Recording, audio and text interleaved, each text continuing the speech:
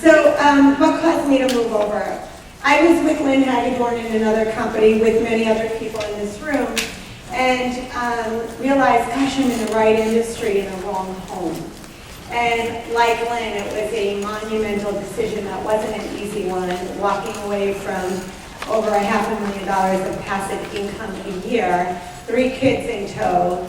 And you hear what she just said? Walking away from $500,000 a year passive income. Passive. Like that is so huge that you saw something. You don't just do that. I mean, you saw something extraordinarily special in this company to cause you to do that. What did you see? What was it that you just sort of, oh my goodness? Well, you know, I think people in life, like when I prospect people and they say, you know, how much time does it take, or I can't really do this, and I always ask them, what's your risk? Because for some of us in this room, it was everything. And people are saying, you will never do it again. You were really lucky. You should shut your mouth, put your head in the sand, stay quiet. You know, they didn't want us to expose the man behind the curtain in another company. And for me, it was about integrity. I said, how can I, because I was training all over at that time, how can I stand in front of the room, in front of 10,000 people in a company that I don't believe in? I can't do this anymore. So I'd rather go back to making nothing and starting from scratch than tell you you have the same opportunity I do and feel like it was a lie. So it was, I couldn't do it. I just couldn't do it anymore.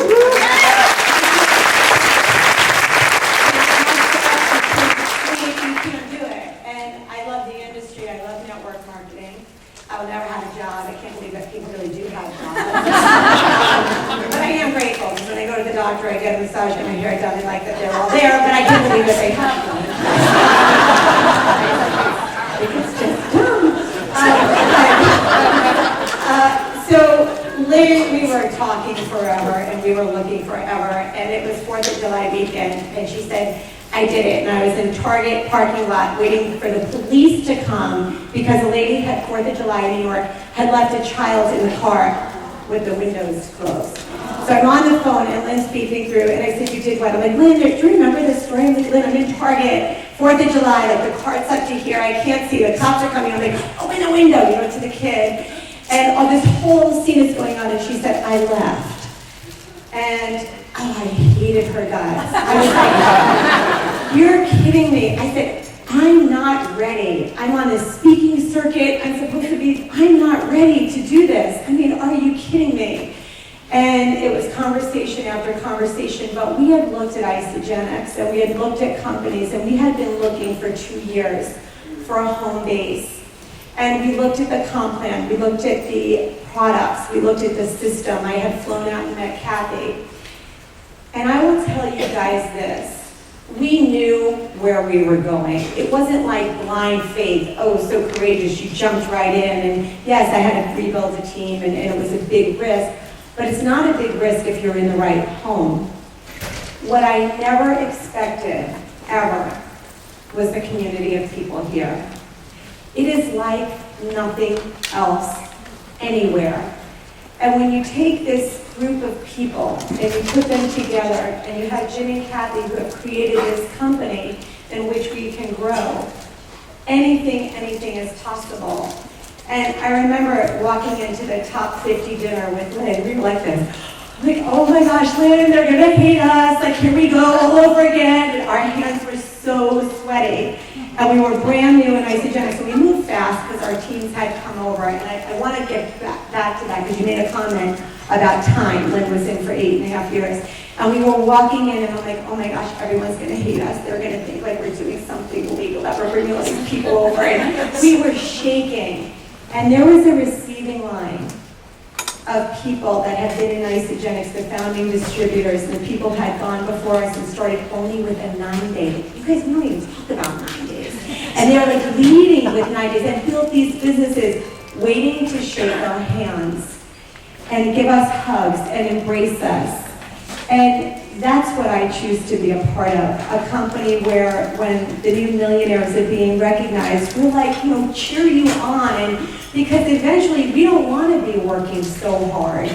So it's the generations that come after us that we're training to have this collaboration and help one another. So down the road, when we decide to go live life by design and do whatever we're meant to do, the income's still coming in, but the business keeps growing because this little room of people that will quadruple and keep getting bigger will keep having that message really, truly, not only with what Kathy and Jim have worked to create, but what you and Arlene have done for this team. And I echo everybody's words to you about how you work so hard to keep it cohesive.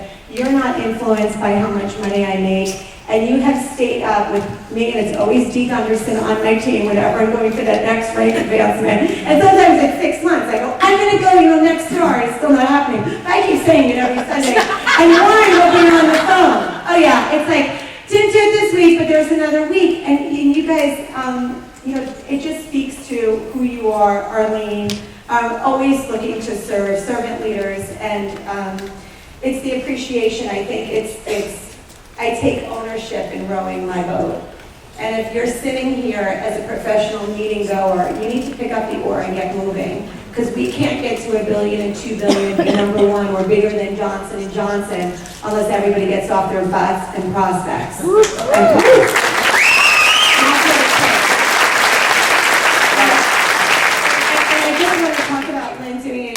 Years, or I forgot, I guess I don't know, you're more than that. You're like 10 years, 8.5, because I'm like 8.5. 12? So I'm like 10 years in the industry. It has nothing to do with time. It is the amount of time you put in your business. So it's irrelevant if you're here for 5 years or you're here for 4 months. I will bet you anything that the people who are here 4 months are making more money than the people who are here for 5 years, work more during the day. And that's what you all need to look at. Don't ever compare to someone else, ever. It will destroy you mentally. There were months and months and months in my life. The last 3 years have been the worst 3 years of my life. Not the worst, but really difficult. And I couldn't listen to the leadership calls because it messed up my head. And I would say, they deserve it. I'm not there. I'm not working as hard as everybody else right now. And I'm working to the best that I can with what's going on in my life. And I'm really proud of myself. And this is how many hours I'm working. And I told her, she's like, Lisa, I can't call you back. I have another three-way. I have another three-way. I have another three-way. I'm going to do a meeting. I'm going to Omaha. I'm doing here. It's the amount of time in a day, and those days that go into a week, into a month, that is reflective of your income. Not the amount of time that you've been on a product with an ID number. Yeah.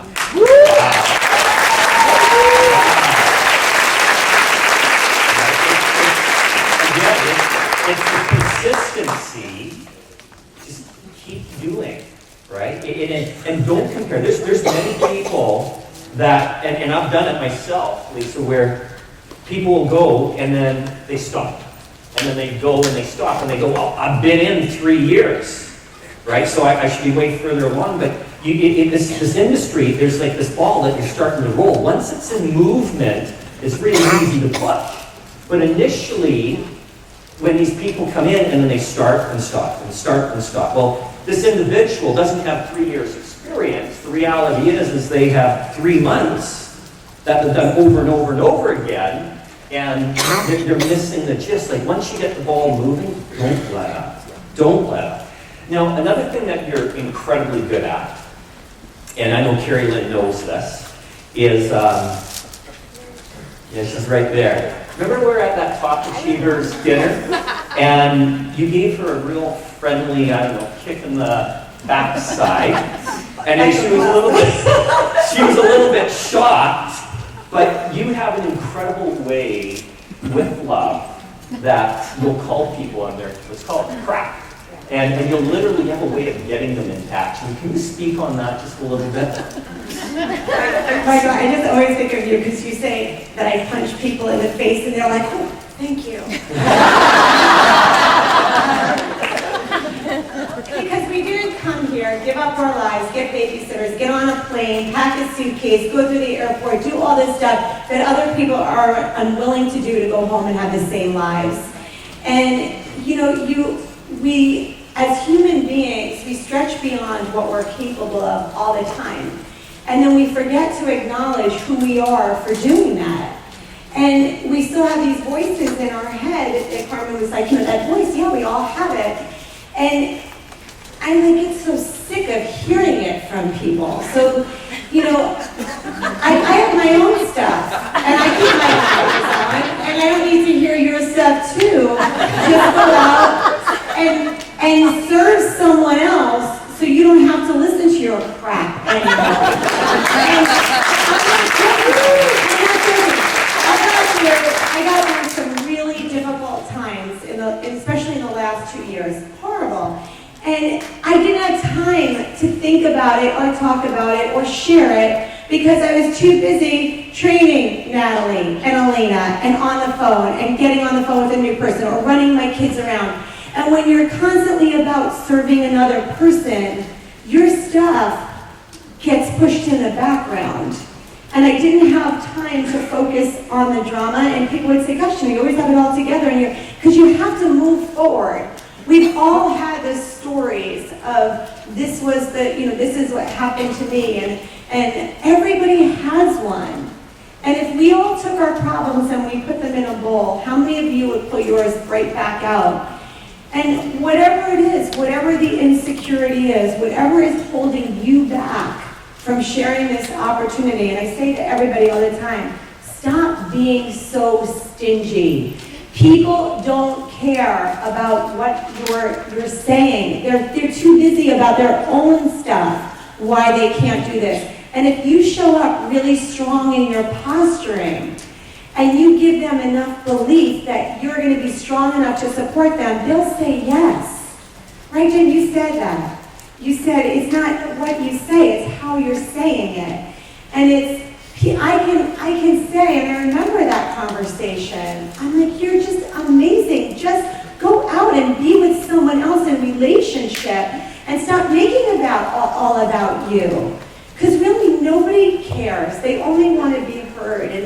And I think, how many lives can we really, truly touch if we would just pick up the phone or go drive and meet somebody and have a conversation? And when people say, I don't know where to prospect or I really need help, I'm still thinking, you know what, stop being stingy.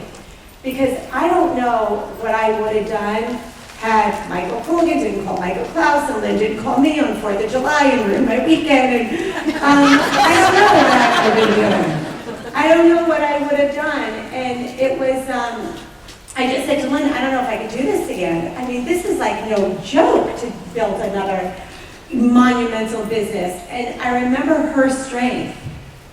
And then I remember, you guys, the couple of months in, I was hospitalized. And I was laying on the bed sideways, an IV in my arm. And Dee Gunderson was calling, and nobody knew I was in the hospital. And they were like, I don't know if I could do this. I'm like, yeah, we can do this. Of course we can do this. We're amazing. We are the #1 team. No one knows us yet, but they're going to know us. And they're like changing the IV. And I'm like, like, sorry, going forward. And I never let them see me sweat. I never let them see me sweat, because if I said to Dee, I know you're right. I don't know if we're really going to do this again. Dee, I don't know. I think I made a mistake. This is really hard. I'm tired. I'm in the hospital. I'm so stressed out. I'm really sick. I mean, it was crazy. My other company was not nice to me, and I was going through a divorce, and there was a lot of stuff happening at one time. And my team all wants to quit the week they get started because they don't think they could do it again. What was I supposed to say? Well, I don't know if I could do it either. That's what you sound like. That's what you sound like when you buy other people's BS about not. You say, no, we can do it. And you might be going, oh my gosh, I need to call Lauren because I don't think that I can. But you fake it or you faith it till you make it. Wow. You fake it.